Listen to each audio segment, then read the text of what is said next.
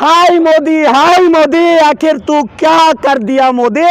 क्यों ये नफरत की आग, जो नफरत की आग अगर किसी ने जल लगाई है तो इस भारतीय जनता पार्टी फांसीवादी सरकार और गोडसेवादी विचारधारा के लोगों ने लगाई है। हिंदू मुस्लिम करने में कोई कसर नहीं छोड़ी है।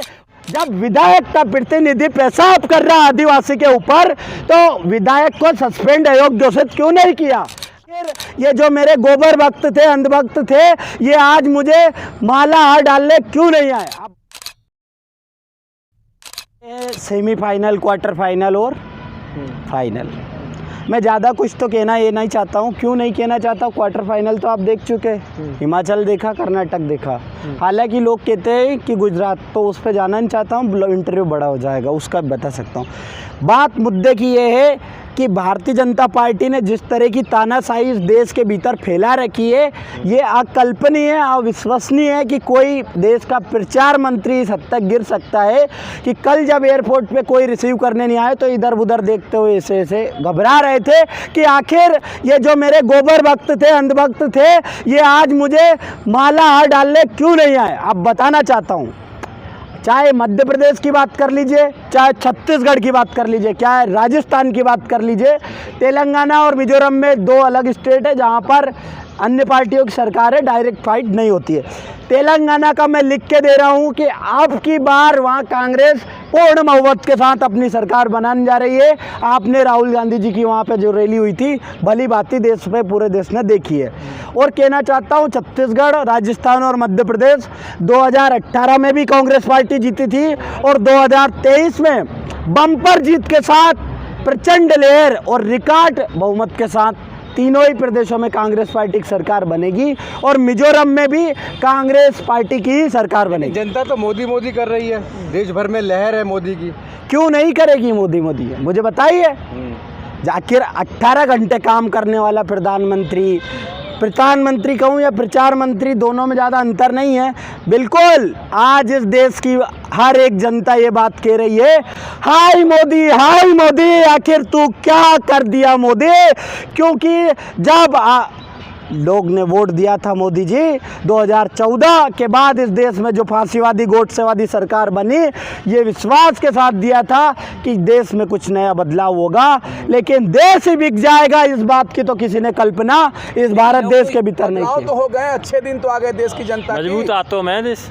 किसने नहीं कहा कि मजबूत हाथों में देश नहीं है। मैं तो ये कहना चाहता, अरे बिल्कुल आप ये पॉइंट मत गिनाइए। क्यों है, बिल्कुल, अरे आप इनकी बात कर रहे हैं, इसके लिए तो उनकी जो खरीदी गई मीडिया है आप देख लीजिए। देश का एक एक नेशनल मीडिया क्या नहीं किया उसने मोदी जी के लिए, हर संभव प्रयास किया। जिस तरह पूरी महाभारत में जब द्रौपदी वस्त्रण होने की बारी आई तो कितने कितने धर्मात्मा वहाँ बैठे हुए थे, नाम गिनाना चाहूंगा, भीष्म से लेके कर्ण तक, दुर्योधन। तो मुझे नहीं, सुन तो लीजिए, जब एक दुर्योधन ने पूरे धर्मात्माओं का मत भ्रंट कर दिया, ध्यान भ्रष्ट कर दिया, तो अकेले मोदी जी ने पूरे देश के नेशनल टीवी पे चलने वाली एक एक हेडलाइन को इस तरह से घोषित कर दिया कि मोदी नहीं तो कौन। मैं कहना चाहता हूं कि इस देश को अगर कोई बचा सकता है तो सिर्फ और सिर्फ राहुल गांधी बचा सकता है, क्योंकि जितना आज देश में सर्वमान्य नेता कोई है तो राहुल गांधी है। आप ये कहना चाह रहे हैं कि बीजेपी IT सेल ने करोड़ों खर्च किए हैं राहुल गांधी को पप्पू बनाने। IT सेल ने जो काम किया वो तो सोशल मीडिया के माध्यम से किया। असली काम अगर किसी ने किया तो देश का जो चतुर्थ स्तंभ होता है, जो काम करता है राजनीति में, उसने किया। किस तरह से किया कि रोज सुबह 6 बजे से सुबह 10 बजे तक और शाम को 4 बजे से रात की 12 बजे तक हर एक प्रोग्राम सेट कर दिया कि किस तरह इस देश को हिंदू मुस्लिम की आग में झोंका जाए। क्यों झोंका जाए, क्योंकि आज से लगभग 100 साल पहले नागपुर के भवन में एडगेवार जी ने एक कल्पना की थी कि कैसे इस देश को तोड़ा जाए, और उन्हीं के वंशजों ने इस देश को एक बार तो तोड़ दिया, एक कल्पना परिपाटी दे दी थी। आज की बात कह रहा हूँ ना, पर्याप्त प्रयास कर रहे हैं किस तरह अंबानी अडानी को इस विश्व के ऊपर एक मंच पे पूरे सबसे अमीर आदमियों की लिस्ट में खड़ा कर दिया। राहुल गांधी का मामला सुप्रीम कोर्ट में पहुंच गया है, कैसे देखते हैं? राहुल जी का जो बिल्कुल डेफिनेटली बहाल होगी। उससे पहले आपको बताना चाहता हूँ क्या नहीं किया। आपको बताइए कितने मंत्री है देश के भीतर? बताइए एनडीए सरकार में कितने मंत्री आप है? बताइए ना। मैं बताना चाहता हूँ कि 70 से अधिक मंत्री इस देश के भीतर निवास करते हैं इसी लुटियंस में। लेकिन जब कोई भी प्रोग्राम हो तो हरी झंडी दिखाने कौन जाता है? देश के फिर 4 मंत्री जाते हैं। अरे जो वंदे भारत मंत्री थे यहाँ आपको पर, तकलीफ 4 है? मंत्री कह रहे हैं बार बार। आपको तकलीफ है? नहीं, मैं कहना चाहता हूं कि जब हरी झंडी वंदे भारत को या किसी भी चीज को दिखाने की बारी आती है तो कौन दिखा रहा है? सिर्फ और सिर्फ फिर 4 मंत्री दिखा रहे हैं। लेकिन जब बालासोर में घटना हुई, बालासोर में जो विध्वंस हुआ, तो एक और मंत्री है अश्वनी वैष्णव, जो कि नए नए मंत्री है। मैं तो कहता हूँ राजनीति में ही बिल्कुल अवतार हुआ है उनका। मोदी और जिस तरह से उनका अवतार हुआ है, एक सांसद थे भारतीय जनता पार्टी के, अब नहीं रहे, 19 तक थे। हुकुमदेव नारायण बिहार से आते थे, उन्होंने कहा था कि ये 9 महीने में तो बच्चा बड़ा होता है, पैदा होता है, फिर बड़ा होता है, फिर काम करेगा। लेकिन उसी तरह ठीक ज़्यादा से ज़्यादा 2017 का जो मंत्रिमंडल विस्तार हुआ, उसमें मंत्रालय मिला किसको? अश्वनी वैष्णव को। एक से बढ़ के एक मंत्रालय दे दिया गया और उसके सिर्फ 5-6 दिन पहले ही उनको देश विकास की ओर जा रहा है मोदी जी के राज में। 400 सीट लोकसभा में और 4 राज्य विधानसभा में जीत रही है 2024 में। आपको कहना चाहता हूं कि एक रिकॉर्ड अगर किसी ने बनाया था तो माननीय पूर्व प्रधानमंत्री श्री राजीव गांधी जी ने बनाया था 1984 में 418 सीट का। लेकिन ये देश राहुल गांधी जी के नेतृत्व में 458 सीटों का वो रिकॉर्ड भी तोड़ेगा और 419 से अधिक सीट कांग्रेस पार्टी अकेले अपने पूर्ण बहुमत के साथ 2024 में सरकार बनाने जा रही है। अभी कह रहे हैं कि राहुल गांधी एंटरटेनमेंट कर रहे हैं, अभी कुछ भी नहीं है, कभी मणिपुर, कभी खेत, कभी कुछ कहीं जा रहे हैं, कैसे देखते हैं? इंटरटेनमेंट वो करता है जो प्रचार हो, मदारी हो। इंटरटेनमेंट किया ना, मध्य प्रदेश के मुख्यमंत्री, 4 बार के मुख्यमंत्री श्री शिवराज सिंह चौहान ने इंटरटेनमेंट किया। मैं कहना चाहता हूं देश से, जब विधायक का प्रतिनिधि पेशाब कर रहा आदिवासी के ऊपर, तो विधायक को सस्पेंड अयोग्य घोषित क्यों नहीं किया? अरे उसको किसी दूसरे आदमी का पैर धो के पैर चरण स्पर्श नहीं पीना, और तो और पूरे आदिवासी समाज का, पूरे हर एक समाज का इंटरटेनमेंट कर रहा है मुख्यमंत्री शिवराज सिंह चौहान। सम्मान किया है। हाँ किया तो है, आपने देखा है भैया, देखा है ना। सम्मान ऐसे किया जाता है कि भैया आपको गले में माला डाली गई और फिर थप्पड़ मार दिया। पैर धोकर किया है। मैं पैर धोके नहीं, चरण अमृत पिया है उन्होंने।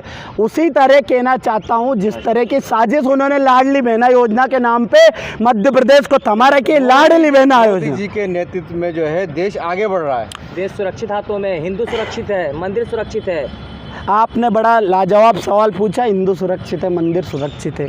मैं तो सवाल का जवाब देना चाह नहीं रहा था, लेकिन आप सुनना चाहते हो तो कह देता हूँ कि इस देश से पहले प्रधानमंत्री थे, कई सारे धर्मों के हुए, ऐसा तो कह नहीं सकते। लेकिन क्या उस समय क्या परिस्थितियाँ थी? आज अगर किसी मुस्लिम को किसी हिंदू ने तमाचा मारा तो भारतीय जनता पार्टी उसको अपने आईटी सेल का अध्यक्ष नियुक्त करके तभी पदाधिकारी नियुक्त कर देती है। ये नफरत की आग, जो नफरत की आग अगर किसी ने जल लगाई है तो इस भारतीय जनता पार्टी, फांसीवादी सरकार और गोडसेवादी विचारधारा के लोगों ने लगाई है। हिंदू मुस्लिम करने में कोई कसर नहीं छोड़ी है। और सुन लीजिए, ये यही करते हैं कि हिंदू सुरक्षित है। अरे भैया, कहाँ हिंदू सुरक्षित है? टमाटर का क्या रेट है भैया, बताओ जरा, दिल्ली में क्या रेट है? 200 से ऊपर ही है ना। अरे सुन तो लो यार, हिंदू को कितने मिल रहा बताओ? हिंदू को टमाटर कितने रुपए में मिल रहा? Same rate. और मुसलमान को बता दो। Same rate. अबे सुन लो, लेकिन दाल सुन तो लो, एक महंगाई सेकंड। अरे मुस्लिम महंगाई का कारण कैसे हो सकता है? मैं कहना चाहता हूँ, एक बात बताओ कि जो दाल खरीद रहे हो आपको 150 में मिल रही है, तो मुसलमान को क्या 250 में मिल रही हो? तो कोई यहाँ भरो, जल्दी हाथों भर दो भाई।